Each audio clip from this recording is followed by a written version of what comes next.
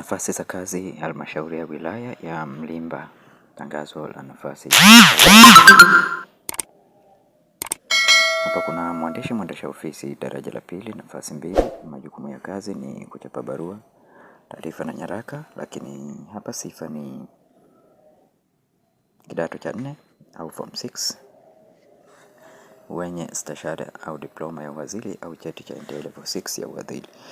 Lakini pia kuna nafasi ya msaidizi wa kumbukumbu daraja la pili, nafasi 2, na dereva daraja la pili nafasi 3. Waombaji wote wawe ni raia wa Tanzania na wenye umri usiozidi miaka 45. Lakini pia mwisho wa kutuma maombi ni tarehe 1 Machi 2026. Kwa hiyo bado una siku chache za kuweza kutuma maombi yako. Barua iandikwe kwa mkurugenzi mtendaji halmashauri ya wilaya Mlimba, SLP 263 Ifakara.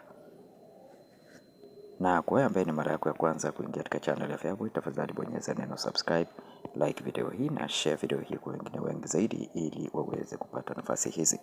Lakini kwa wale wa kubeti, hakikisha unajisajili na PariPesa. Linki ya kujisajili nimekuwekea katika description ya video hii, na sehemu ya promo code utajaza neno FEABOY ili kuweza kupata bonus kibao. Asante na karibu.